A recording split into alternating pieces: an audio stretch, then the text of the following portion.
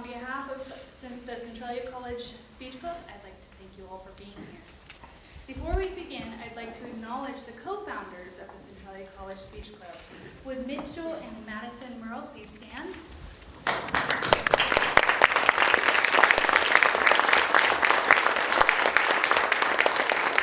Thank you both for joining us tonight.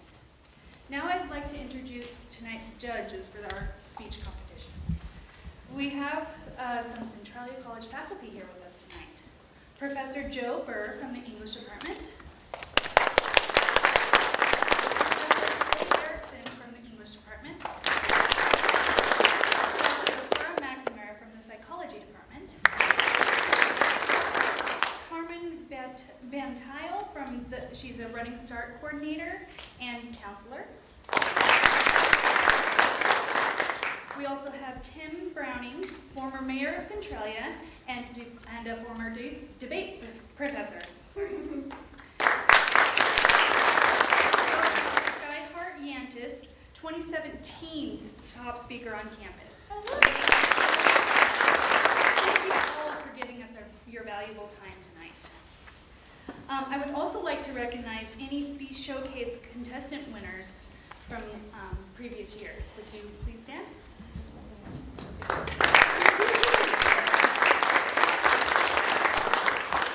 Also, any former contestants, please stand as well.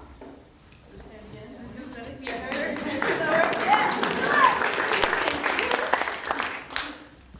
Before I introduce our MCs for the night, I'd like to ask you, out of respect for our speakers, to please turn off your phones and remain seated during the speeches.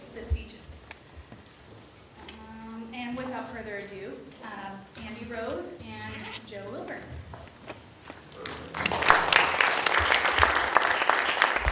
Thank you, Trula. Good evening, friends and family, and welcome to the 2018 Speech Showcase. Our contestants went through rigorous auditions against some of the best speakers on campus. Not everyone can make the cut with these odds against them, so tonight, you're all in for a treat. Wait, sweet, a treat? Can you describe that for me, please? Because I am famished. I don't know about you guys. Well, Andy, I'm sorry, but there'll be cookies and such during intermission. Wait. You dangle food in our faces and then you tell us we have to be patient? I'm hungry now. What's this all about? But Andy, our speakers have worked very hard to put together their thoughts on important issues in our world. All right, that is extremely important. So who do we have first today, Jeff? Well, up first we have Coulsen Kohler. He's majoring in business. His future plans is to own his own business, and a fun fact about him was he was born in a barn. All right, give it up for Coulsen Kohler.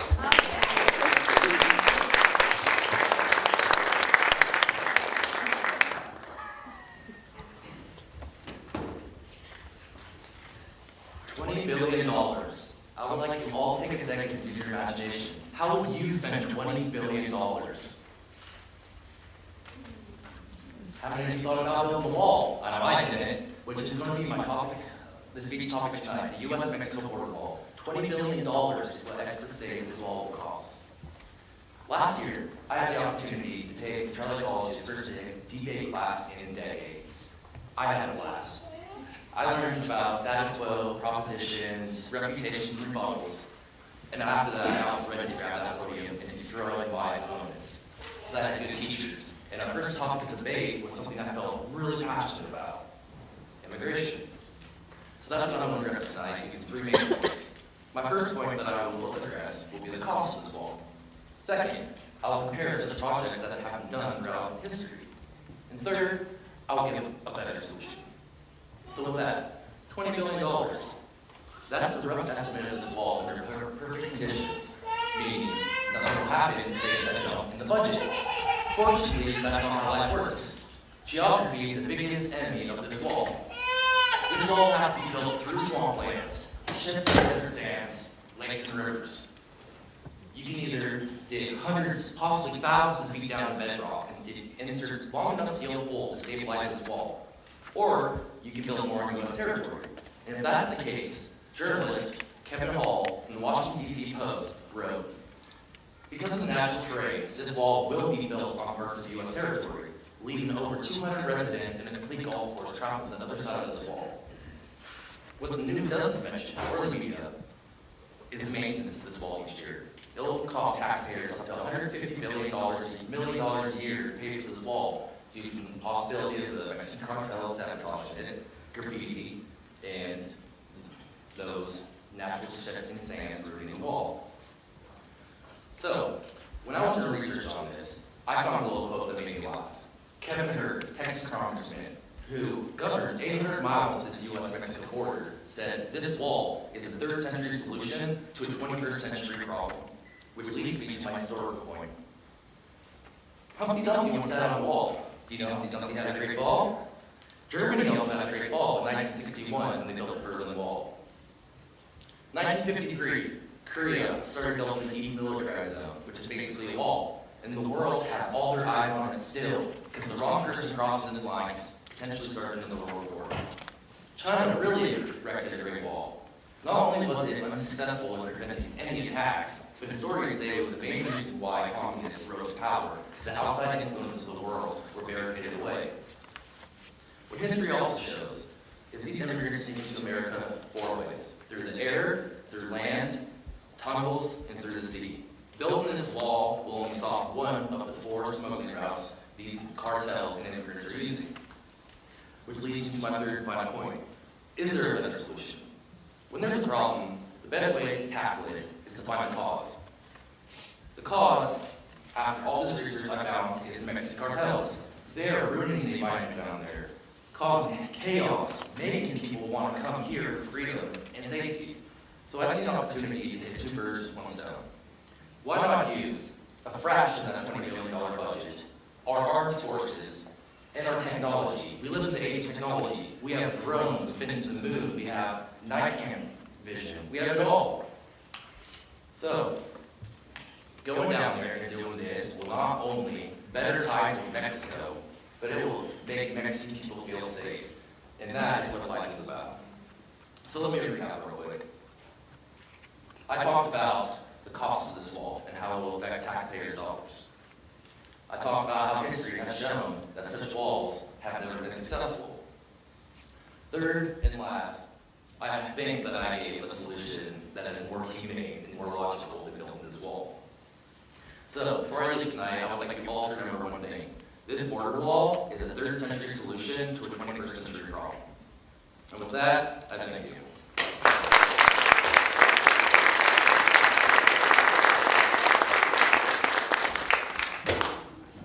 Thank you, Coulsen.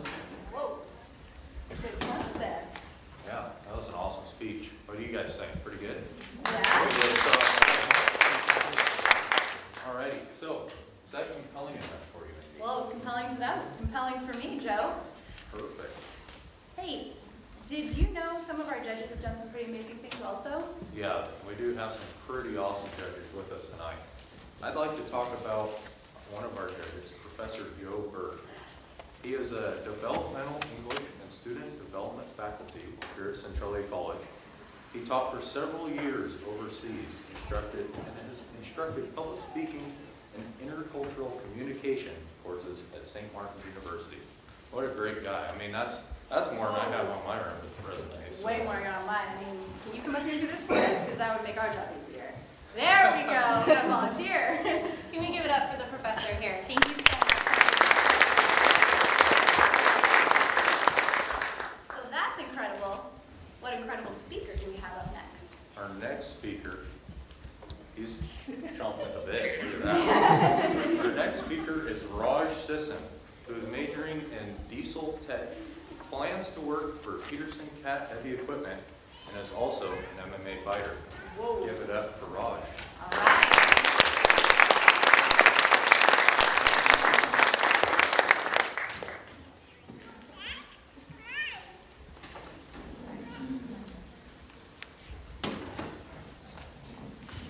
Good afternoon, ladies and gentlemen. My name is Ross Sisson. I'm here to make you aware of the following.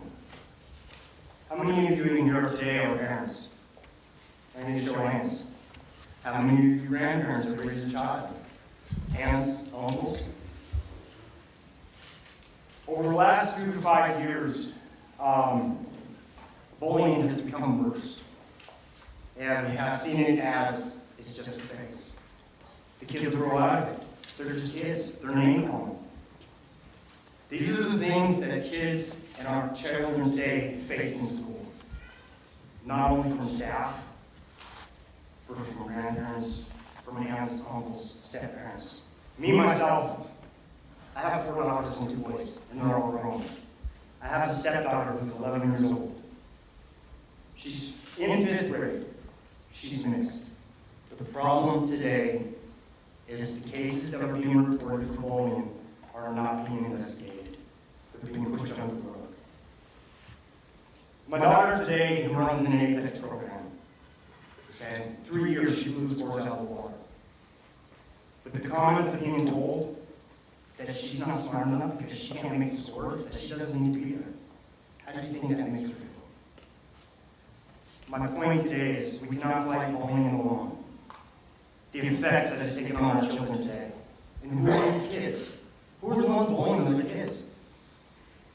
Think of it like this and keep an open mind. We all told our kids at one point in time, stop tattling, don't tell. Today, children will not talk, will not speak out, because they're afraid of that next kid looking over their shoulder because they're going to get beat up or not, or they're going to get called names. Some of us ask ourselves, hey, the teachers need to keep them safe. Hey, the teachers need to give them an education. You're right, they do, when they're in their care. But it's up to us as parents to embrace the fact that it's okay. You can talk, you can tell somebody, make them aware.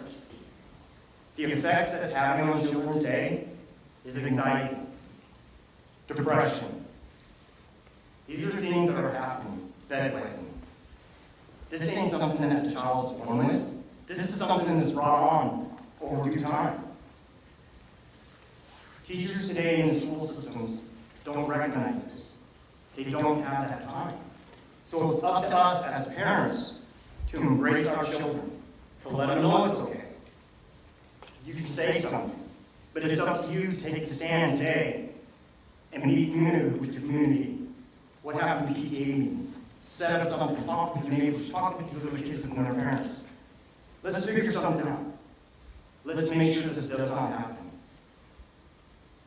The things that are happening today, the shootings, the killings in the schools, the suicides, how much more do we have to go through? How much more do we have to live before somebody figures it out? These kids are coming from broken homes, sexually abused, drug addicts, dads in prison, moms doing something on the street. Who knows? The children are like sponges today. You wonder where the anxiety comes from? These are the effects. The different behavior, different personalities. The child may not be eating. Maybe you don't like what you fed them. Can't figure it out? Step back and look what's happening. And encourage your child to talk. When your child comes home and says, hey, you ask them, hey, how was your day at school? First thing you say, fine, you walk off. A child will isolate themselves in a room. If we continue to let this happen, they're leading down the road to conviction, prison. They're going to turn to the streets. They're going to look at gangs. They're going to look at drugs. They're going to look anywhere else but right there. But it's you. And we're supposed to be the one, right? We're supposed to be the one who says, hey, you can turn to me for anything. That is what we have to do. We have to stand up and stand behind our word. What you tell your kids today, don't just tell them, show them. Action speaks. Don't lay this on the school. Yes, they're going to tell you, hey, we're going to look at it. Yes, we're going to do this. Yes, we're going to do that. But like I said before, these cases have been pushed under the rug, not even being investigated. Do you realize that there's 160,000 kids a day, not a year, not a month, a day, that skip school, that don't want to go to school, that don't want to ride the bus, Why not? Oh, because somebody's picking on her. Oh, this girl said this. What does that matter? These bus drivers have one job: to get your child to school safely. How can a bus driver pay attention to what's going on in the rear view and pay attention to the road? Safety first, right? That's what I'm talking about. Safety first. But these kids that are being bullied today, and their grades are dropping and they're falling through the system, it's because of the fact they're spending too much time looking over their shoulder. We have to stop it. Just keep an open mind and think about it. Exchange numbers. Talk to one another. Get involved with your community today. And be involved with the schools. And let them know what's going on. If something happens because your daughter's been called a name, because they don't like where she's from, they don't like her color, they don't like her weight, who cares? We're there for an education. If that's happening to your kid, you need to bring it to the attention. Not only to the parents that that child is doing it, but you need to bring it to the attention of the school. And stay on it. Because the consequences today are not being handed out as quickly as they should be. We'll take care of it. Or we'll take time out. Well, how's that going to stop that next kid from going and beating that little girl up? Or calling that girl another name? How? The teachers can't do everything. Your child comes home and can't sleep at night. You're wondering why she's wet in bed. But you want to get after her and punish her because, oh, you're supposed to be growing up. You're body trained. You're this, you're that. You're right, she is. But think about how it's affecting her mentally. With these effects, and with these children who are coming from these homes, from foster care, from a divorced family, from adoption, what's happening today is that these kids are like a sponge. They're going to do whatever they want, when they want, and how they want. It's up to us to stop them.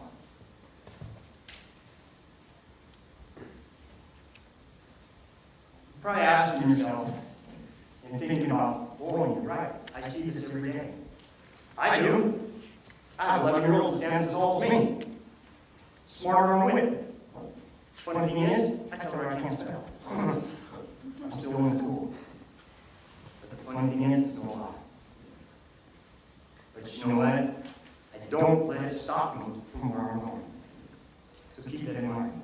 Thank you.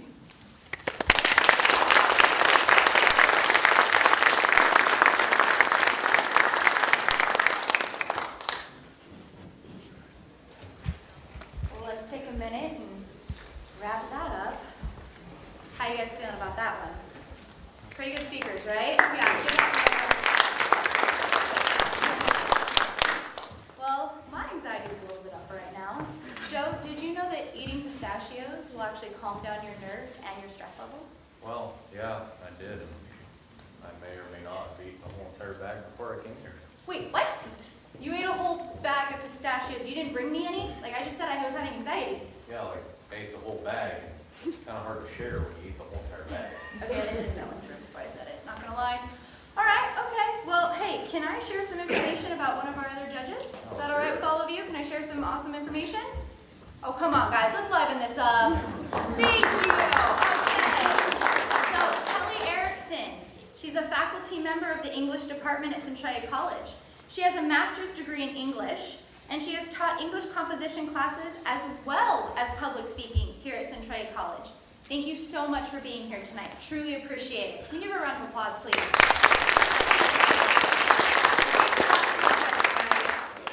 Sure. Now, we've heard some awesome speakers tonight, and I'm really on edge to hear the rest. Are you guys ready to hear the next speaker? All right. The third speaker for the night is going to be Will Lucero.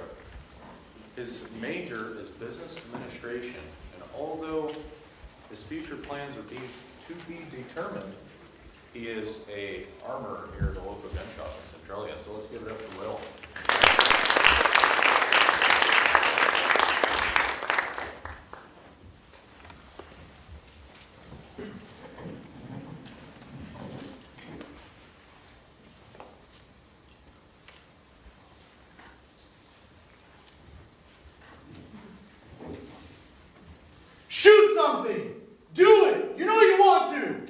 all your fault. Why is it when something in the world goes wrong, we blame guns? Why not blame the individual? Why not blame the person at fault? Why is it every time we try to strip law-abiding citizens of their rights? Today, I'm here to persuade you that we do not need more gun control. I'm going to cover 3 points. The first being gun control infringes on your right to protect yourself. Guns don't kill people, people kill people, and gun safety. So let's look at my first main point. Gun control infringes on your right to protect yourself. The Department of Justice did a study and found that most criminals avoided committing a crime if they knew the victim was armed. They found that 42% of criminals avoided it or changed their target if they knew the victim was armed. Imagine the crime rate if every single one of you was armed. So who knows about Sandy Hook? So the former president of the NRA, Wayne LaPierre, was quoted saying, "The only way to stop a bad guy with a gun is a good guy with a gun." And the reason he said that is because when somebody, in this instant, shoots up a school, that action should be met with the same force. Instead of calling the police, who may be, the average reaction time for the police is 7 minutes. That's 7 minutes to wait for somebody to come and save you, when you could meet that threat face to face. Now let's look at my second main point. Guns don't kill people, people kill people. The CDC conducted a study and found that firearm-related deaths ranked 12 out of 15 top causes of deaths in the United States. 12 out of 15. They also found that the only reason that it ranked number 12 out of 15 was because the CDC lumped the numbers of the suicide with the firearm into firearm-related deaths. If you subtracted those numbers from the equation, you would find that firearm-related deaths would drop to 23. It wouldn't even be in the top 15. They also found that you are 21% more likely to be assaulted with a knife or a blunt object. They also found that you are 18% more likely to be killed during an assault if they push you down from blunt force trauma. Now let's look at my third main point. Gun safety. A school board did a study and they found that most students who were taught or educated on gun control were less likely to be delinquents or commit crimes with firearms. They actually found that 40% of children who were educated never committed a crime involving firearms. That's 40%. If every single one of you has a child, that's almost half of this room never committed a crime involving firearms. Now, I like to tell a personal story. I have a daughter. She's 8. She is very curious. I work in the firearms industry, so it's a part of my life.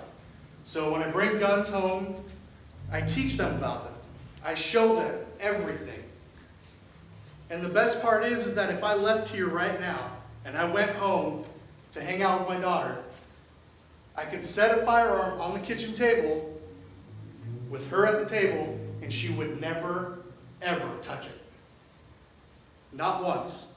And if I gave her permission to touch it, she would treat the firearm as if it was loaded, as if it was dangerous, because she knows a firearm is a tool.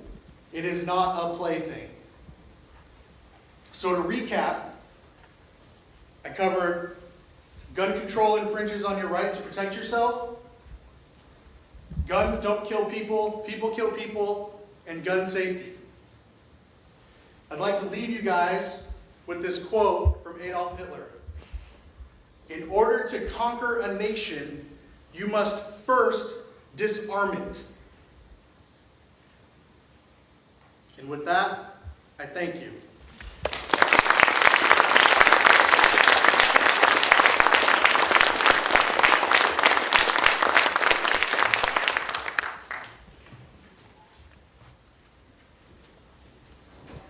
Alrighty. Awesome, thank you, Will. Ooh. Well, that probably struck home to a lot of people in it, especially living in Lewis County. I mean, it's a problem that a lot of us look at and don't agree the same Controversial visions as- topics, that's what we're here for tonight. Yeah, exactly. I like it. Exactly. So, while the judges are working hard to finish up their evaluation, Andy and I have a fun fact involving food. Okay, if it involves food, let's just get this going. Let's hear it, yeah. So, for those of you who don't like pistachios. Which man, time out, I gotta ask. How many of you, I'm sorry, it's my turn. How many of you like pistachios? Yeah, okay, all right, go ahead. Okay, You're up. well, how many of you like bananas? Because that's another great way to calm your nerves, bananas. That's awesome. Hey, what's Beethoven's favorite fruit? Yeah, Please don't tell me it's banana. okay, fine. I'll sing it for you. Banana, banana. Oh, that was pretty hysterical. Okay. Moving on. All right. So our next speaker that has some valuable knowledge to share with us tonight is Sam Wicker, who is majoring in art, plans to become an artist for Disney, and loves to draw in her free time. Let's welcome up Sam. All right.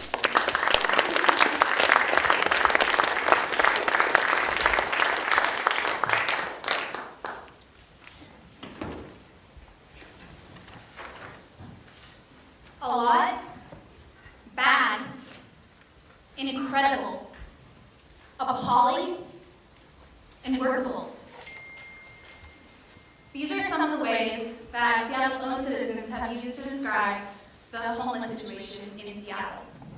Today, I'm here to persuade you that Seattle is going about homelessness all wrong. My three main reasons being, it's unreasonable, it's unsafe, and it's unclean. If you could all do me a favor, when I clap my hands, I need you to repeat the words, homelessness equals hopelessness. So let's try. Homelessness equals hopelessness. Now let's take a look at my first main reason. So my first main reason is that it's unreasonable. According to Scott Greenstone and Deanna Davila from the Seattle Times, which is the largest news circulation in the Pacific Northwest, King County had nearly $200 million put towards homelessness last year. Seattle alone put towards $20 million towards homelessness last year. It's expected to go up to $63 million this year. And it's not getting better. With each $100 raise in rent, homelessness is going up. Homelessness equals hopelessness. Now on to my second main reason. It's unsafe. So, if you go to Yelp or Smart Travel, which are some popular websites when you're looking to go somewhere, instead of seeing pages and pages of like praise or like, oh yeah, Seattle's such a great place to go, you see pages upon pages of how to avoid harassment, what not to wear in order to go unseen in the city, and just pages of basically distress calls. A self-conducted survey I did in Seattle said that 50% of people do not feel safe walking alone in the streets of Seattle. According to Katie Ziesema from the Washington Post, which was founded in 1877, 2 heroin stations were opened on the opposite ends of Seattle. Now, these stations don't feel responsible for cleaning up the needles, so they're found in elementary school playgrounds, in piles in the parks, and even on public transportation. And every 3 days in Seattle, 1 homeless person dies from the uncleanliness of the city. Homelessness equals helplessness. Now let's move on to my third main reason. It's unclean. Now, if you go to Seattle, it's so great, like, you know, it's so clean, like you can walk the city, you're not gonna run into any trash, maybe some rats. No, it's great, right? No, it cannot be more opposite. In fact, Seattle has a rat issue as we speak, like currently. And if you go to the parks, you're not going to be able to enjoy your time as much because you have to avoid the piles of trash that are being left behind. And if you're just driving through the city, you're not going to be able to enjoy the view as much when you have to look past all the trash that's left on the streets, under bridges, and on the side of the freeway and other streets. And according to Lynn Thompson, also from the Seattle Times, Cleanscape, which is a nonprofit organization that hires on volunteers to help clean up the city, they offered to clean up Westlake Park. But the union told them they couldn't do it because it was a threat to labor jobs. But they were even putting their own people up to do it.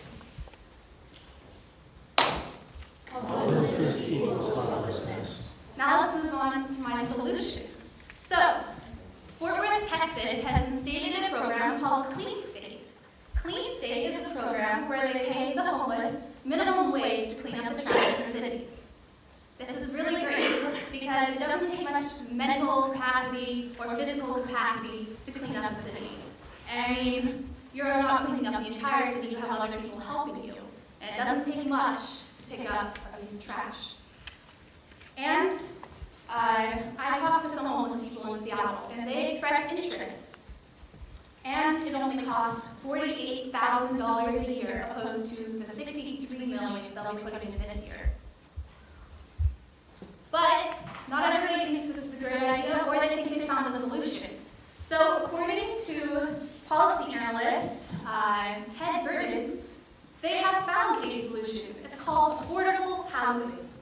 Well, that's a really deceitful word, affordable, because it's costing $40 million a year. And most of that is taxpayer money. And according to him, over the next 5 years, they'll have only made 591 units. There are over 11,000 homeless people as of April this year, and it's going up. Ted Burden admits that Seattle has yet to find a good solution for homelessness, but they're putting in millions of dollars into solutions they don't even think are the right solution. Mr. Burden also said that my solution, I brought up Clean State, wouldn't work because it's not for everyone. He said, well, Sam, what if they have schizophrenia or paralysis? They won't be able to do it. That may be true, but that is not the majority. And he even said for his own affordable housing, it's not for everyone. That's what he said. So why are we putting so much money into something that isn't for everyone and not putting a little bit towards something that is for the majority? So today I was here to persuade you that Seattle is going about homelessness all wrong. My 3 main reasons were, it's unreasonable, we're spending nearly $200 million each year, and it's only going up. It's unsafe. If you try to travel through the city, you may run into discarded heroin needles or be harassed. And it's unclean. Trash is left everywhere, and they have a rat issue. And every 3 days, 1 homeless person dies.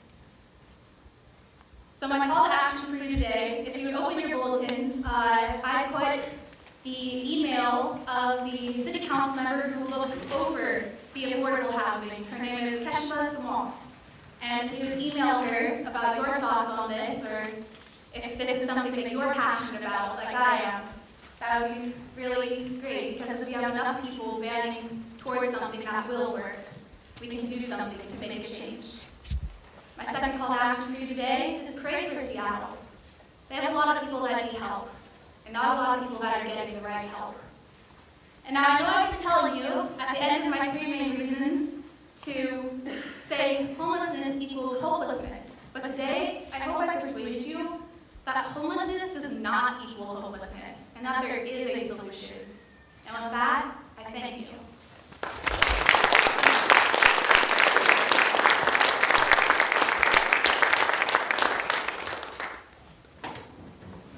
Alrighty, thank you very much, Sam. Our speakers are putting together some very good speeches tonight. They're delivering them with ease, or so they lead us to believe. You know, and our selection of judges tonight was very well thought out as well. Thank you to our speech club members. In fact, I'd really like to recognize Dr. Atara McNamara. She started teaching psychology in 2008 after earning her PhD from the University of Utah. In 2014, she earned the Exceptional Faculty Award here at Centralia College. You earned that. Thank you. But the thing she's most proud of are her 2 daughters and 6 grandchildren. Way to go. We can give her a round of applause.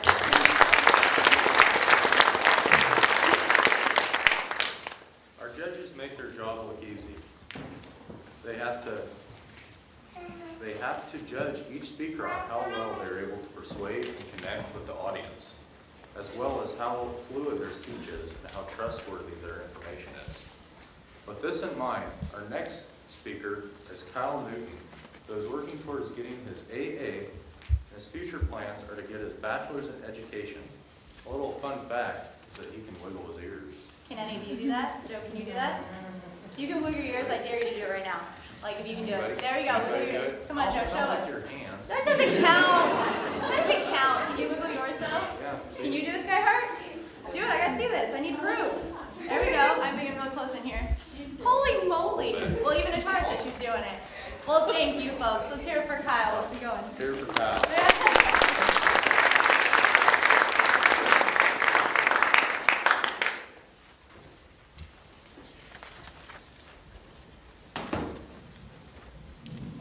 So, it's a Thursday. You, your son, your daughter, a friend is going to work at the Pizza Hut or pizza place that they work. Now, it's a normal day until a gentleman walks in carrying an AR-15 and a revolver. You don't know what to do. He walks in, starts asking where the children are. He walks to the back, walks around, realizes he's been misled. This is true. This happened in 2017. And I'm not here to talk about guns or anything like that. The problem here was he was severely ill-informed. And he was ill-informed by social media. So I'm here today to talk to you and hopefully convince you to unfriend social media. My reasons for this are simple. It'll leave you ill-informed. It'll leave you unhappy. And it essentially wastes your time. Now, my first point, ill-informed. The gentleman in question there, his name was Edgar Welsh. He had seen on social media there was child trafficking going on at a pizza place. So, being a good man that he felt he was being, he drove there with an assault rifle and a revolver and tried to free the children. He didn't find any and admitted his wrongdoing. But I think the real issue here can be seen with a study done by the American Press Institute. Now, that's a non-for-profit, non-advocacy educational institute that's whole goal is to help local publishers and newspapers just get in touch with the digital era we now live in. Now, they did a study that found more people care about who shared something than whether the news outlet is even real. So they found that if somebody shared something from The Onion, which most of us know is not a real news organization, that they believed it if the person portrayed it as true. That even fundamentally honest journalistic sites, if they were shared by somebody that they didn't like, they didn't believe it. They thought it was biased or just nonsensical, not real, fake news. Now, that's a problem. I feel by buying too much into social media, you leave yourself ill-informed. Which brings me to my second main point, unhappiness. We've all looked through social media and you see these picture-perfect lives, you know, the wonderful family on a sunny day, the great vacation, and how many people know the person sharing these and go, you know, it's not always sunshine and rainbows. But that's the way it looks. According to the Journal of Social and Clinical Psychology, people cannot help but compare their own lives to the lives that they see in social media. They look at, you know, somebody with the happy family and say, gosh, why are they so much more happy than me? Somebody talking about their new job goes, gosh, why don't I have this new job? It just leads to isolationism. It leaves you feeling like you just don't measure up, which isn't reality. The reality is that what you see in social media is a blurry picture of the person's life at best. Because, as the study found, most people choose to only share the good. You know, I did great on that test. I'm going to leave out the fact that I totally bombed the other one. I had a great date. I mean, he didn't pay for anything, but you tend to focus on the good. And so to compare your life to this fake life that you see on social media, it just isn't fair. It isn't fair. I have a good friend, a good family friend, that she's a single mom. She's not quite certain of what she wants to do or what she wants to be, but she looks at social media and sees all these people that just seem to have it all figured out. They are getting a new house. They have this new boyfriend, and she doesn't. And it just leads to more and more unhappiness when, if she could unplug, it could alleviate some of that. Which brings me to my third main point. It just wastes your time. According to an article by Evan Asano, the founder and CEO of Media Kits, which is a marketing company, he's been published in Forbes, Fortune, and works with companies like LG, Hallmark, The Walking Dead, you know, those commercials we've all seen where you can have your picture next to a walker, it's on your phone. He does that sort of thing. But what they found was the average American spends 2 hours a day on social media. And if you're talking teenager, it's triple that. 6 hours a day being spent on social media. Now, that's a lot. That is a part-time job, that's a hobby. You know, you want to learn to play the guitar, give up social media. That's, it's just eating up your life. You know, and when you look at social media and decide these people are so happy, do you think they got that way by looking at how happy other people are on social media? It doesn't even add up. That's like watching an exercise video laying on your couch and saying, why am I not losing weight? It's illogical. Now, I came here today to really just get you to consider unfriending social media. It leaves you ill-informed, it leaves you less happy, and it totally just wastes your time. My call to action here is unplug. If you're just randomly just find yourself looking down at your phone, set it down, look around, do anything else. It is better. It's going to leave you happier, and with that, I thank you.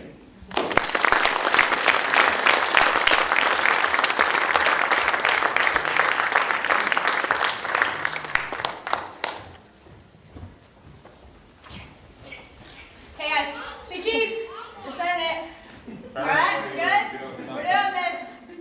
All right. So Okay, yeah, that was a waste of time. That was a waste of time. But hey, good news is we are hitting the 20-minute intermission time. I'm gonna disappear now because there's food out there and I have some unfriending to do. So I'll see you guys later. Yeah. Andy. No, I really gotta do this. I mean, he was compelling. All right, you gotta cut me some slack. Oh, here, you have that. this. Okay, you go ahead. I got an unfriend. I got jobs to do. Well, I guess she's gone. So, Trullo, you want to come up and say a few words before we go to intermission? Thank you, Joe. I want again to thank you all for coming here tonight. And one quick housekeeping note, please do not bring any food or beverages back in with you. And thank you again, and go enjoy your break. Thank you for coming back. You're You welcome. must be doing something right. How many of you are still here? Yeah, see, hey, we got some hands. Somebody's listening. We're doing good. They're awake. All All right. So I hope intermission gave you guys a chance to stretch your legs and eat some treats and meat and cheese and that sort of thing. Andy, you feeling better now? Man. No. I was getting antsy. I had to unfriend some things, so I kind of took care of that. No Facebook on my phone, proud to say. Actually, true, I'm not being sarcastic. I don't have Facebook on my phone. So we're doing good. Although the internet, I can still get a hold of that. So I'm going to have to talk to Kyle about his other ideas. But other than that, I had some food, doing good, and I'm clear of mind. So I'd like to introduce another one of our judges tonight, actually. Carmen Van Tile. That's how you pronounce it, correct? It is. Good, I wanted to make sure. She's been a counselor working primarily with Running Start students since 1993. She earned her bachelor's degree from Washington State University and her master's in education, guidance, and counseling, that's a title, nice job, from St. Martin's University. Carmen was awarded the Exceptional Faculty Award here at Centralia College in 2016. She enjoys traveling and spending time with her grandson. Thank you very much. And you also came in at last minute, didn't you? Thank you. Thank you. So without further ado, Well, with that being said, our next speaker for tonight is going to be Mackenzie Nelson. Her major is nursing, and her future plans are that after she graduates high school, she wants to take a road trip to Florida. Before she decided to become a nurse, she wanted to be a mortician. Let's give it up for Mackenzie.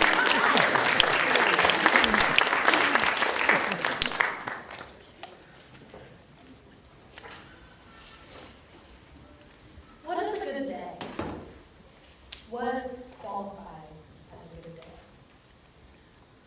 In my mind, I kind of think of, when I have my loved ones around me as someone that you can talk to, right? Being able to have good quality time with your loved ones. When thinking of how people are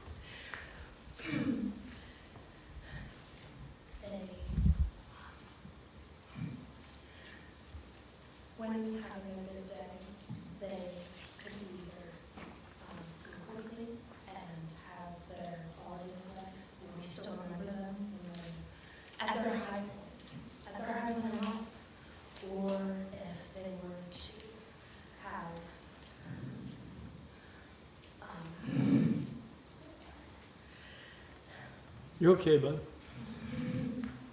Okay, here's the problem. In my family, right now, I have a bit of a situation. My stepdad, he's dying of stage 4 pancreatic cancer. So I like to think of the good days when he's able to stand up, when he's able to get off the couch, when he's able to see us, when he's able to talk to us, and not be angry after chemo. When I think of a good day, I think of those sorts of days, not the days that we're better, not the days when we're not able to talk to him because maybe he doesn't want to see us. I think assisted suicide as an option that should be to the person who's on their deathbed. Someone who isn't able to maybe take care of themselves, has a terminal illness, has an illness that they're always in pain, they're always in misery, they're always suffering. Like maybe my stepdad. If he were to have the option to, if he wanted the option to kill himself, I don't know if I would tell him no. Because we never know when his last good day is going to be. How do you want to see him? I don't want to look back on him and think of him as someone that never wanted to see us, who never wanted to be with us, who was better than maybe a skeleton. What do you think of those today? With that?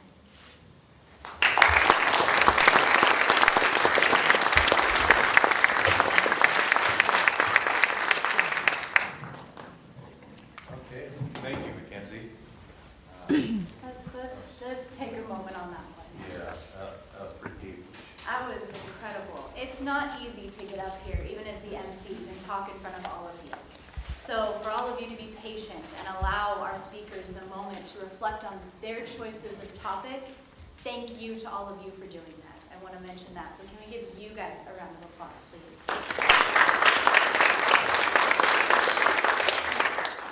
To lighten things up a little bit. What do you got for me? So, I kind of see a pattern of wardrobe choices for especially You would point that out. yeah, as far as the speech showcase, judges, or contestants.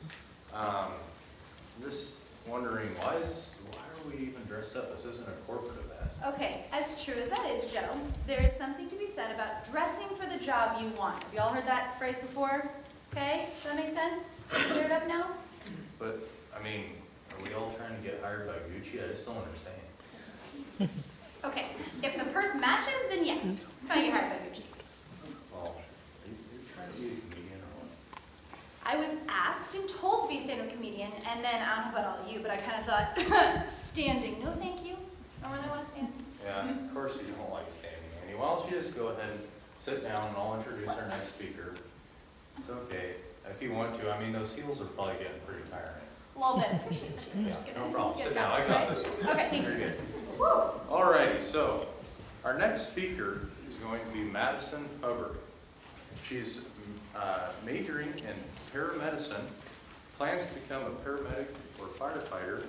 And a little fun fact, she raises and shows cows and pigs on her free time. Let's hear it up for Madison.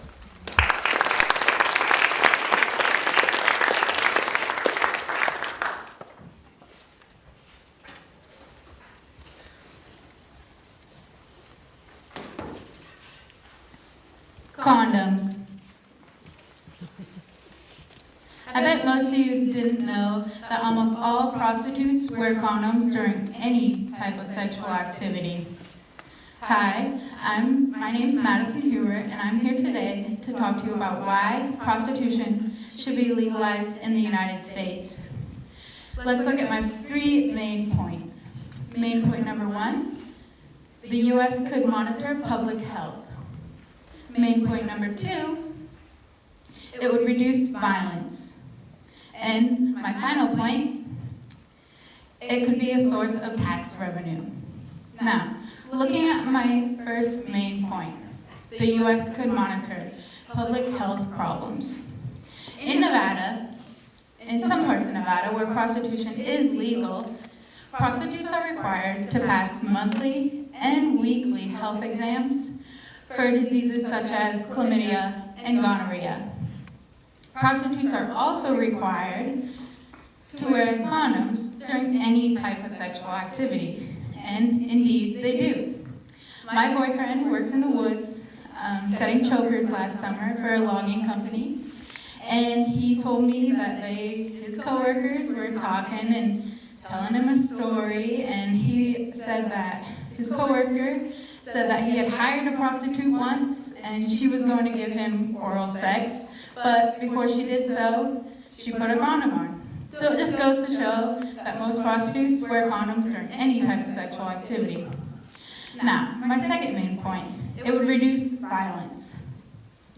A study done of San Francisco prostitutes showed that over 80% of prostitutes had been physically assaulted or abused in some form or another.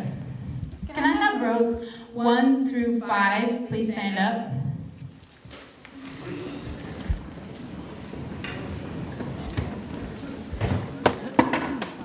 Okay, please look around. This is near 80%.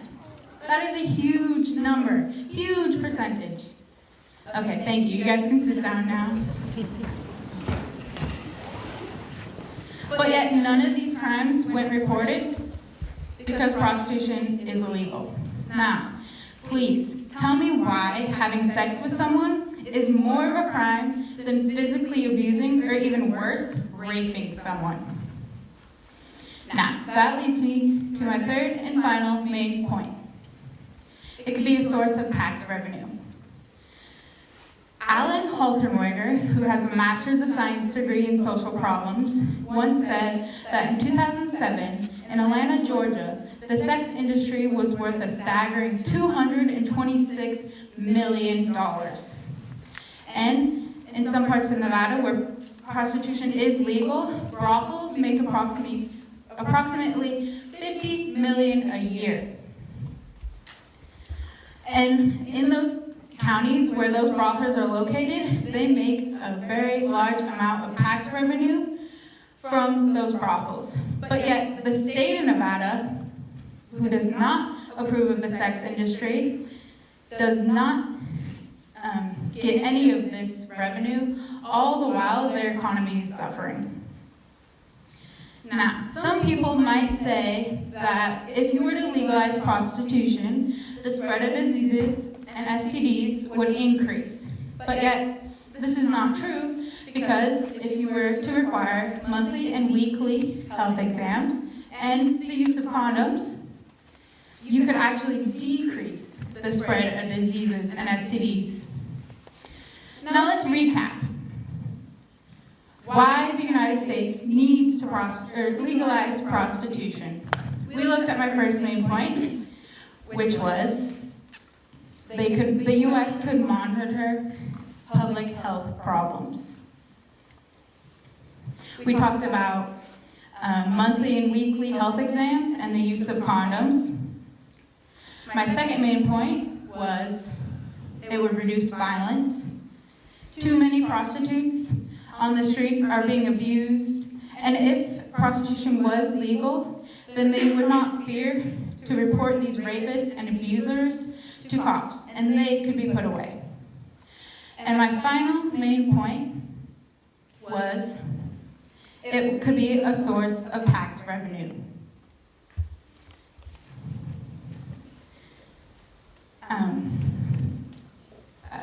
We talked about how Atlanta, Georgia makes approximately, or the sex industry in Atlanta, Georgia is worth approximately $226 million, and that is just in Atlanta.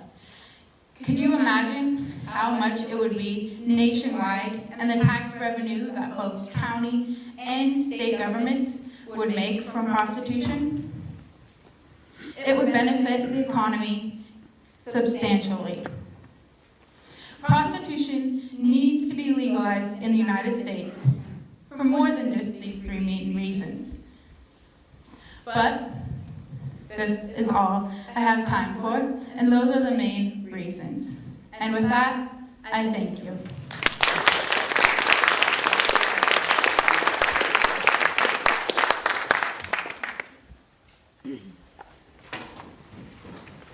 Alrighty, well, thank you very much, Madison. Hey, Joe. Yeah. Oh, what the treason of a lumberjack. What? Leave me alone. Ha! And I said that without standing. I can still be a comedian. Check it out. Thank you. Andy, Yeah? if I've learned anything in life, it's that not enough people are lost for words. All right, Tuesday.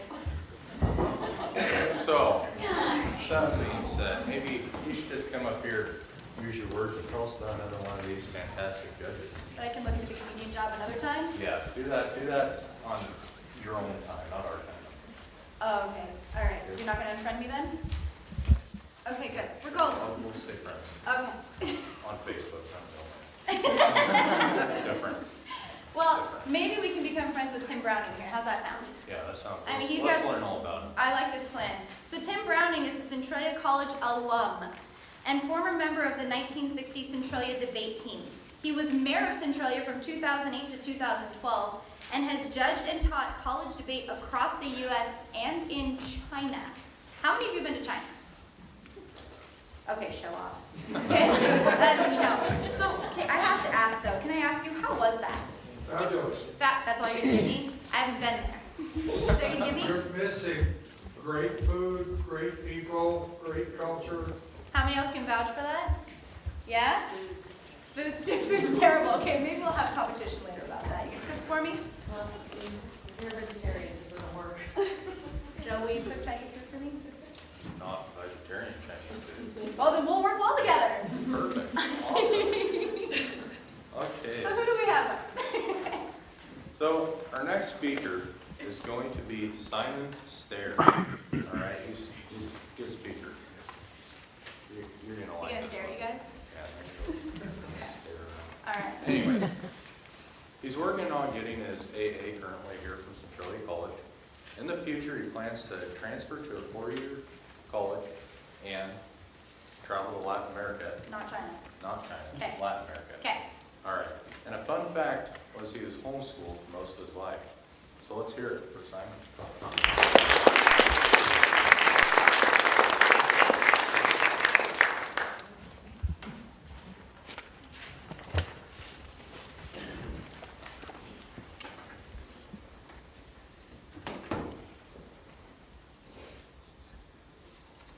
Ladies and gentlemen, I'd like to invite you all into the world of imagination. Imagine that one morning you wake up and find yourself lying in a hospital bed. To your shock, you realize that you are not alone. Beside you in the bed is lying another person, to whom you are connected by a tube going from your side into theirs. A doctor rushes into the room and explains that last night you were captured by the Society of Music Lovers. The person lying beside you is a world-famous violinist who has experienced a strange kidney failure. You have the right blood type, and you're going to have to stay hooked up to this violinist to keep him alive for the next 9 months. And if you disconnect, he will die. Now, by a show of hands, how many of you think that you should be legally permitted to unplug from the violinist? Okay, a few. I think that once you think about it for a while, it becomes clear that while it would be kind and charitable to let the violinist use your body, you shouldn't be legally bound to do so. After all, you do have the right to your own body. Now, the scenario I have just described to you was a thought experiment designed in 1971 by the philosopher Judith Jarvis Thomson in her famous essay, A Defense of Abortion. You see, it's an analogy to pregnancy. After all, if you can unplug from a violinist who doesn't have a right to use your body, then shouldn't a woman be allowed to unplug from her unborn child and have an abortion? This evening, I'd like us all to take a closer look at the issue of abortion, specifically by analyzing the violinist's argument. But before we do that, I want to pause and make a few things very clear. First, I believe that abortion is wrong, and it ought to be illegal because it takes the life of an innocent human being. However, I do not intend to persuade you all of that this evening. The reason I'm on stage is because I want all of you to have an open mind about abortion. What I mean by that is I think we should all be willing to seriously consider arguments from both sides of the issue, not just the evidence that supports our own beliefs. And so in short, I do not expect you to change your mind but I do expect you to use your mind, perhaps in a new and challenging way. Secondly, I want to acknowledge that this issue is not only controversial, but heart-wrenching for many people. And I want to make it clear that I'm not here to condemn anyone who's had an abortion or knows someone who has. Those people deserve our compassion, not our judgment. And so, while we're not going to be judging people, we are going to be judging ideas, because that's something we're all capable of doing. And so with that, let's take a closer look at the violinist argument. Now, as I have said, the violinist argument is an analogy. And it's unique and highly compelling because it's a pro-choice argument that acknowledges that the unborn are human beings. And as such, they have a right to life. Because it doesn't really make sense to discriminate their right to life based on their size, their level of development, their location, or their ability to live aside or without their parents, or specifically their mother. Now, in order for the violinist argument to work, it must be sufficiently similar to the situation that it is attempting to be analogous to, in this case, pregnancy. And if there are a number of important and relevant differences, then the argument quickly falls apart. Now, I want all of you to help me out with this argument, and to try to think of differences between the violinist scenario and pregnancy. Now, while I've been thinking about that, I want to quickly point out one thing, and that is, if we take the reasoning of Judith Jarvis Thompson to its logical conclusion, we must say that abortion be legal throughout all 9 months of pregnancy. And according to the Marist Institute for Public Opinion, approximately 80% of pro-choice people do not believe that abortion should be legal throughout the course of pregnancy. And so right off the bat, there seems to be something askew with this argument. But with that being stated, can any of you think of any major relevant differences between pregnancy and the violinist scenario? Any thoughts? You could move around when you're pregnant. Sure, that's a good observation. Anyone else? The person that was laying beside the violinist did not do anything to cause the violinist to be in the situation they were in. All right. Well, I would like to thank you for your input. That's actually something that a lot of pro-life advocates often point out. I'd like to point out a number of differences that pro-life advocates often highlight. And the first is this. In the violinist situation, the relationship is a stranger to a stranger. You don't know the violinist. But in pregnancy, 100% of the time, the relationship is a mother and her child. And I think all of us could agree that parents have certain responsibilities to take care of their children that they do not have to take care of a complete stranger. Secondly, the violinist is using your kidneys. And if you have a basic understanding of human development, human biology, you'll know that human beings do not develop in kidneys before they're born. Your kidneys are made to support your life, to filter your bodily fluids. Pregnancy is different. In pregnancy, the unborn child is developing a place where they belong, in an organ that exists for the purpose of supporting the life of a human being before they are born. And so while an unborn child belongs, the violinist does not. And I think that's an important difference that we all should take into account. Now, there's one more difference that I'd like to point out, and I think this is the most important. In the violinist scenario, you unplug from the violinist, refuse the use of your body, and passively watch as the violinist perishes due to a disease that he or she has. Pregnancy, abortion is different. In the words of Legg, quote, "Abortion is not merely the refusal of treatment. It is actively taking the life of a human being via poisoning or dismemberment." End quote. I'm confident that an accurate medical description of abortion would testify to that claim. Ladies and gentlemen, I think it's clear that abortion is not merely refusing the use of your body.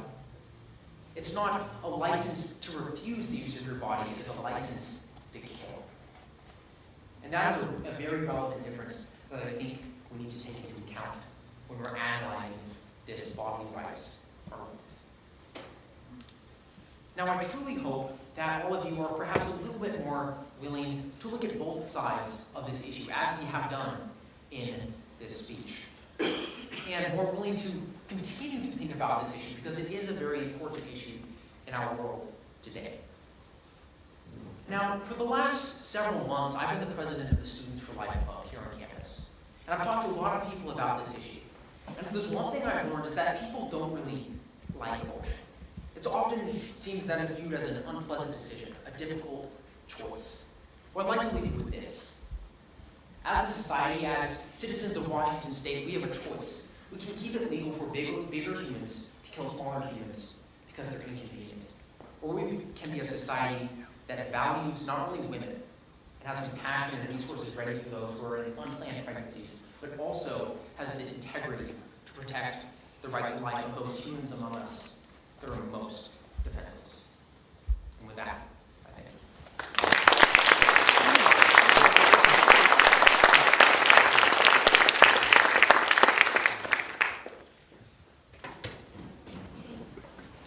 Alrighty, thank you, Simon. I think we can all agree that was a very well thought out speech. Most definitely. Compelling argument. So, I have a little fun fact for you guys. Maybe it'll shed some appreciation on some of the speakers that we have here with us tonight. Did you know that public speakers typically spend about 2 hours a day in the weeks prior to perfecting their speech? I spent more time than that on my makeup tonight, not gonna lie. Is that okay? I guess that shows diligence, but I really wish we would have worked that hard on our script. Is you on the right part? Check.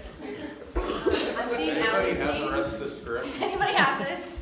Like, you got this, Mitchell? I mean, you ran this. Do you have all this down for us? No? I think we're kind of screwed on this right here. I think it was supposed to be Allie. Ah, Oh, Allie, yeah, we're we got good. this. We got this, Look at guys. Don't worry. Thanks, Okay. Jeff, for the PowerPoint. So, Really helped us out. our next speaker, Yeah, we as got you can see, is it. going to be Allie Legg from Winlock. Yeah. She's majoring in English, plans to become an English teacher, and is the oldest of 5 kids. That's a lot of kids. How many of you have siblings? Okay, I'm just gonna go hide in the corner now. I'm an only child. Do you have Oh, siblings? my. Woo! Can you have a brother? I don't know if I'm going to do that. You're a handful. All right, I can't believe you did that. I think we should probably get to Allie now. Judges, have we wasted enough time for the audience? We good? Okay. All right, let's bring Allie in. Let's welcome up Allie.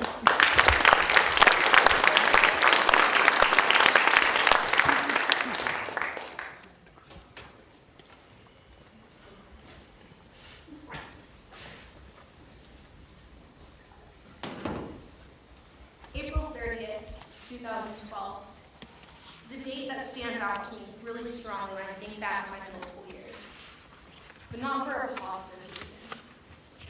On April 30th, 2012, I got a phone call saying that one of my best friends had committed suicide and died, also at the age of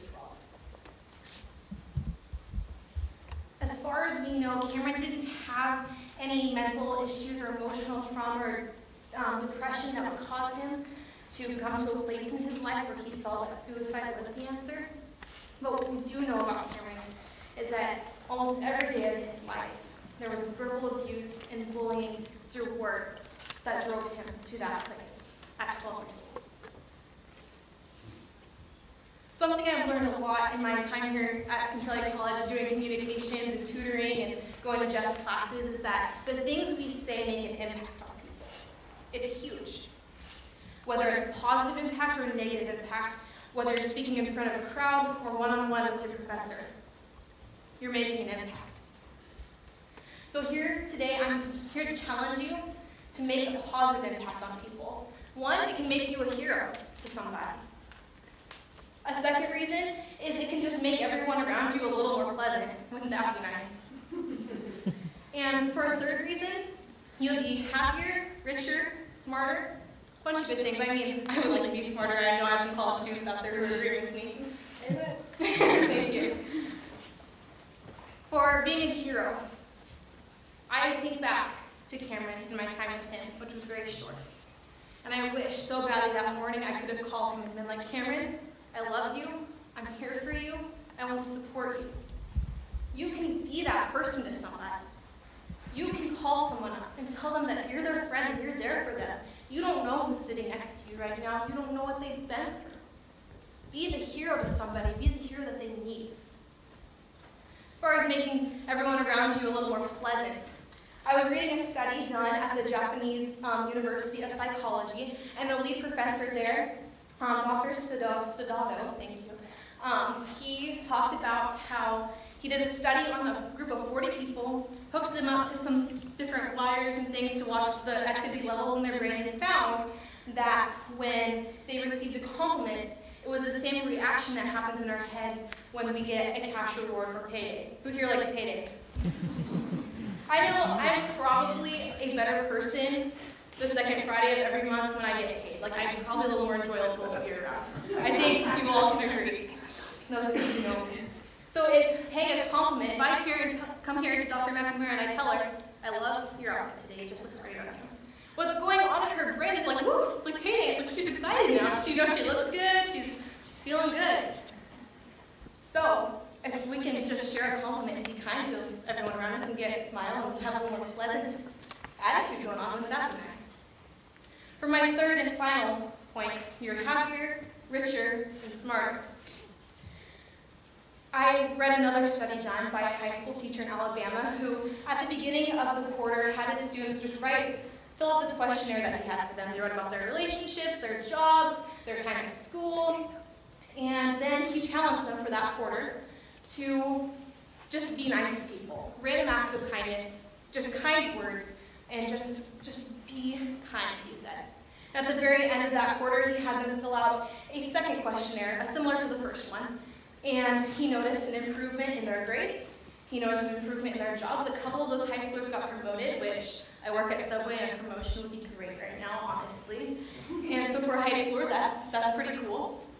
And everything in their lives improved. They were happier, their grades were better, like everything was just better just because they'd been kind to people.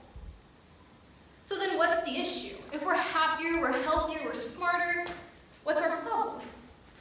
Well, all of our lives we've heard this phrase, and as I started, finish it with me. Sticks and stones may break my bones, but words will never hurt me. Raise your hand if you've heard that before. I think we can all agree many times. I was reading about a marriage counselor named Miss Howlett, and she said she has several PhDs in different versions of psychology, and she said this statement couldn't be more false. That this statement would cause us to build up walls around ourselves, and that in reality, we have a lot of trauma caused by the words that are said to us. It's not just sticks and stones that break us down, but it's also the things people say to us. We remember those things. I want you to think back for a moment to the first time someone said something to you that hurt you. Ponder it for a moment. How did it affect you? How does it affect you now? Has it gone away?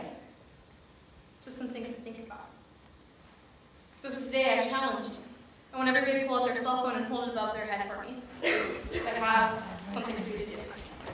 I know maybe you were told to turn it off or something like that, so turn it on, go to your messages, your Snapchat, your Instagram. I know there was a social media talk earlier, so maybe don't do social media.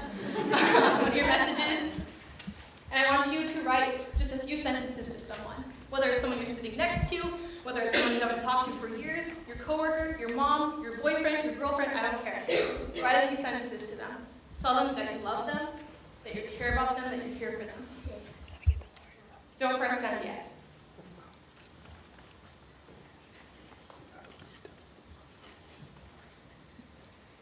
On the count of 3, I want you to press send to that person.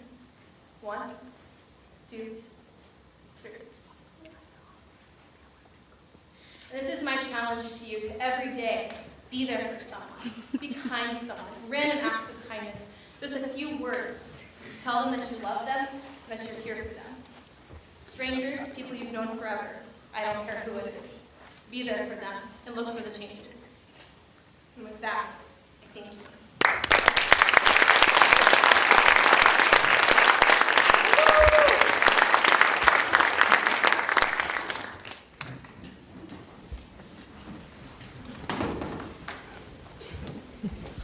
Well then, hey Joe, I agree.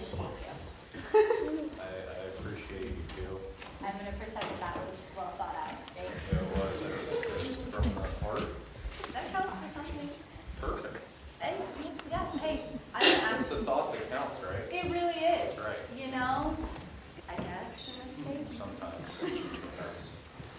Well, since we're thinking and using our minds, do you know the term for fear of public speaking? We'll work on it, okay. Just kind of, It's anyways. okay, we'll get there. But I do know one thing, because it's written down right here. That's comforting. The term fear of public speaking is glossophobia.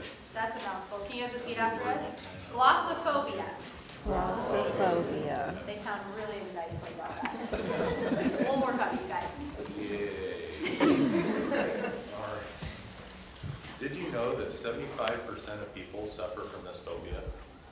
And that more men than women actually seek out help with their public speaking anxiety? I really do appreciate you. That helps me understand you better. I'm really proud of you for being that 75%, getting out there. Nice job. I'll text you later about it. Perfect. Yeah. But don't use Facebook. It's not use Snapchat anymore, remember? I'll Snapchat you. No. Okay, we'll work on that. We're just gonna have to start from the ground up with everything now, because it's all these speeches. I'm getting overwhelmed. It's just overwhelming. But you know what? You know what doesn't overwhelm me? Learning about our judges. We have another judge to talk about, don't We do, and she happens to be super fantastic. You want to That's tell us about her? right. She is fantastic. Her name is Sky Hart Ant. Please wait, beautiful. Right there. She won this competition last year in 2017. She is graduating with an associate's in business and will be furthering her education in business management in the bachelor's program here at CC. We really want to thank you for coming. Thank all of our judges, because you guys aren't getting anything out of this. No, Hey, you guys got really cool gift cards, right? We did make sure to get those? We did? Okay, we're good. We're golden. We did good, you guys. We're on top of things. So let's give her a round of applause. Thank you so much.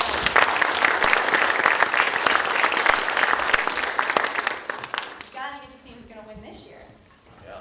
All right. Almost there. So let's turn to our final speaker for the night, Lauren Marcoux.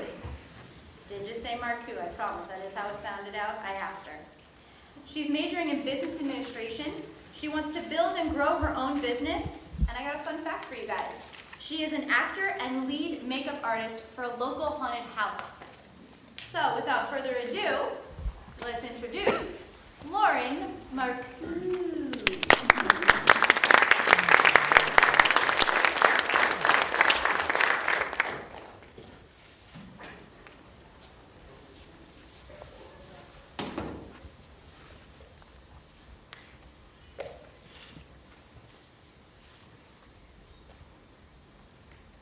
Good evening, ladies and gentlemen. Now, first off, I want to see a show of hands. How many service members do we have in the audience today? Not bad. Let's give these people a round. Now, I want to see a second show of hands. How many people have a loved one who is a service member? There we go. Okay. Let's give these people a round. I want to start off this evening by telling you a short story about a fellow Navy veteran. Her name is McQuarrie Adams, and she was a Navy combat medic during the First Gulf War, and she served alongside Marines in Saudi Arabia. Now, in April of 1993, her and her unit were called to a remote island in Alaska called Shemya because a Chinese airliner had made an emergency crash landing. All of the passengers and the crew had sustained extensive and life-threatening injuries. But thankfully, because of their dedication and their quick action, they were able to save the lives of every single person on that plane except for one. Doesn't that sound like a hero to you? Doesn't that sound like somebody that you would be proud to serve next to, or to serve next to your loved ones? Yes. Now, what if I told you that McQuarrie Adams was born a male? With talks of the transgender ban preventing individuals like McQuarrie Adams from serving in the military, I'm here to tell you that this ban should be stopped and that these people should be able to openly serve in the military just like everybody else. My first reason is that this ban is counterproductive. My second reason is that this ban is discriminatory. And my third reason is transgenders are Americans too. Now let's take a look at my first main reason. The ban is counterproductive. Now, according to a Washington Post that was from January of this year, there are currently an estimated of 14,000 troops in Afghanistan serving right now.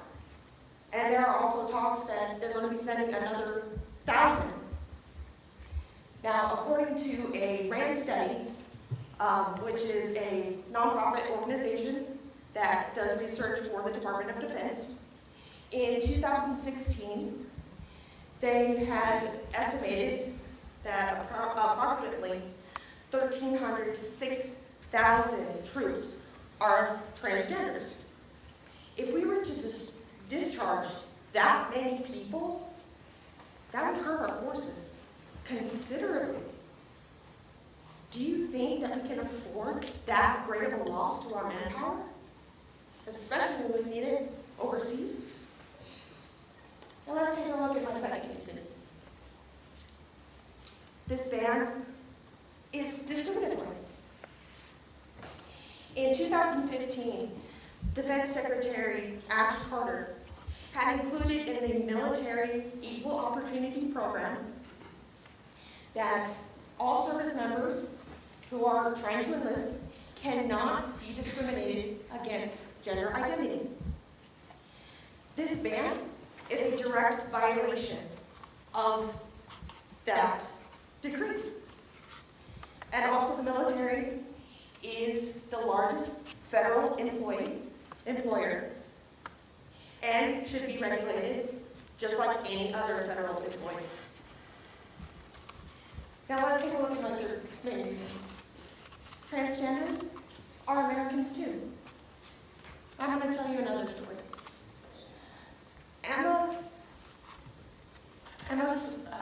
Emma Shin, who retired from the military, served for full 20 years. She was a Marine, and she also was ambushed. Her and her unit were ambushed in Fallujah on their way to a very, very important mission. Not only were her and her unit able to fight back the ambush, but there were no casualties to her unit, and they were able to continue on. We need that dedication. We need that manpower.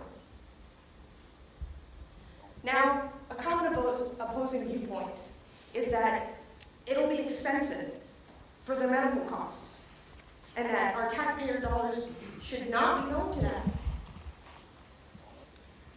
Also, according to the same RAND study that the Department of Defense requested, currently $84 million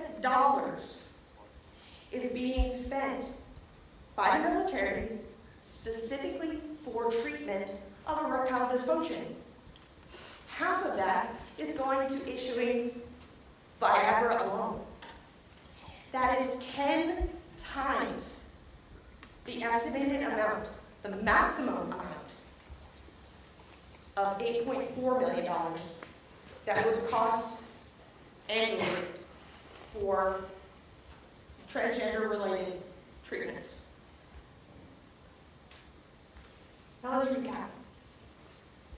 Today, I came before you to tell you that transgender individuals are just like you and me, that they deserve to serve just like everybody else, and that this ban should be stopped because it's counterproductive, it's discriminatory, and as I said, transgenders are Americans too. Would you rather have somebody who wants to be there, who is dedicated and fighting by your side because they want to be there? Or would you have somebody that's just being there just to be there? And with that, I thank you.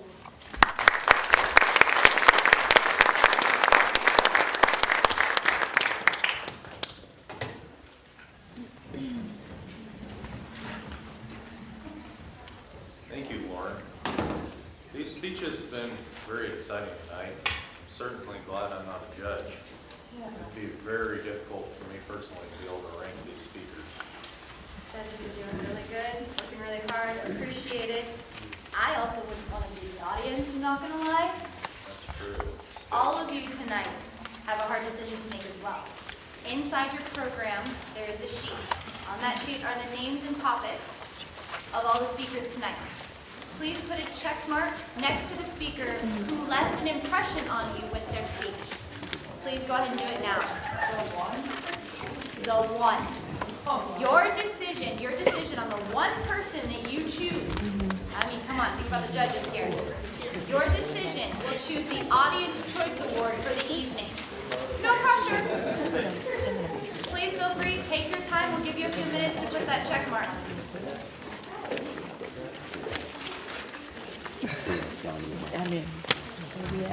Where we at? Unfortunately, you will have to ask your fellow audience members for pens or pencils. If you all are willing to share, that'd be great. Oh, the judges. They're just the gift that keeps on giving. Thank you, judges. Much appreciated. Yep. As soon as you are done filling that out, Joe, what should they do with their votes? Go ahead and pass them to your right, and someone will go along with your left. Go ahead and take your time. You guys need it. Which one's right? That one's right? I think that's right. Okay, you guys, all put our hands up. Go right. This way. Can I do this thing? Does that help? You guys have stayed awake. I appreciate it. Boom. Everybody cast in their votes. We're getting crafty, y'all. I'll just use my cactus.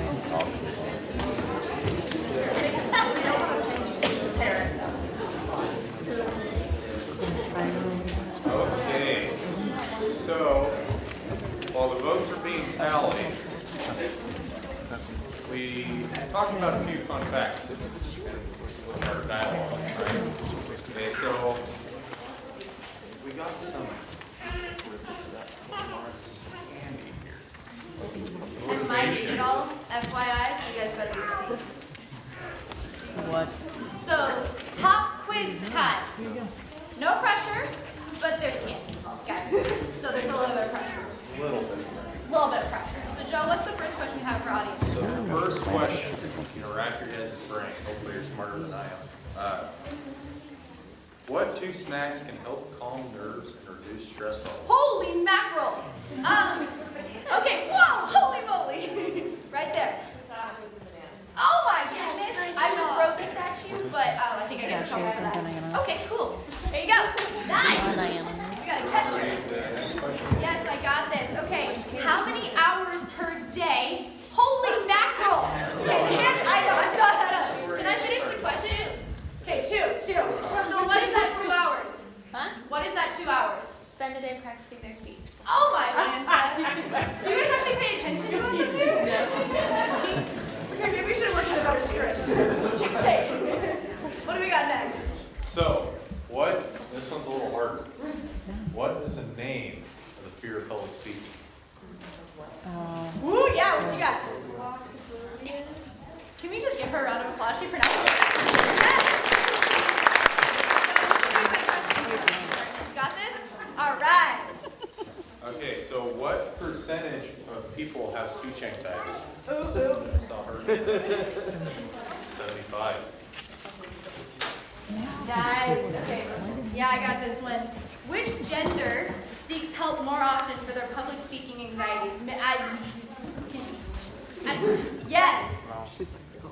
Caitlin, go ahead. Nice. How many guys in here, in all honesty, have speech anxiety?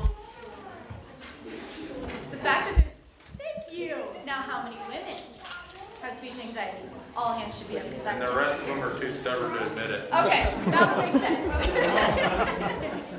Here, darling. Okay, I'm really sorry. I'm tossing this over here. There you go. All right, you guys. I just really want to thank all of you for coming out tonight. How many of you enjoyed yourselves? And I want to hear a round of applause.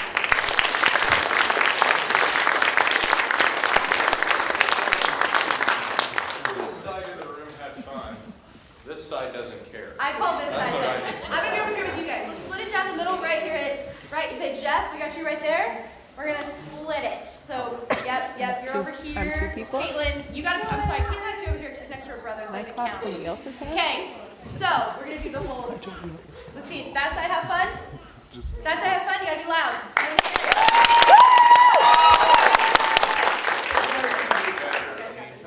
Did you guys have fun?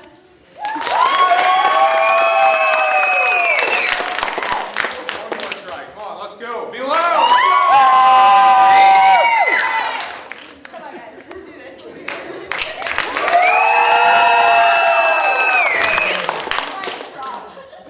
Thank you. This is time. All right, fine. I'll give it a tie. How are we doing back there, Speech Club? We all good? Real close. Real close? What else can we make them do? I don't know. What do we make them You do? can do the orangutan, but I'm not. Oh, we could do that. But I won't make them do that. I'll be nice. But I do need all of you to stand up because you guys are probably tired of sitting down. Yeah, let's get up. No. Judges, I'll be nice to you. If you guys want to skip, stand up. Stretch. I'm good. Tight. This is why the back row. Okay, so all of you guys put your hands out. And then. I know, right? And then. Okay. Now, I don't know what we're doing now. Okay, so Simon says. Where's Simon? Simon says, stand on one foot. I can't even do it. That is That's cheating. Simon says, put your foot down. the Okay, so president I'll of the speech what do you guys do? Help me out here. Jump on 2 feet. Ah! I didn't say Simon Put him said. down. Let's see here. Simon says, clap really, really loud.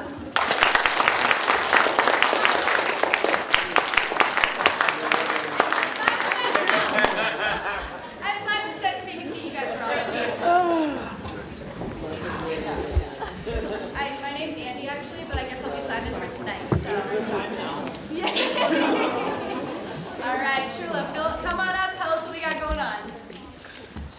Now that the judges have made their decisions and we've tallied all the scores, let's go ahead and bring all the contestants in.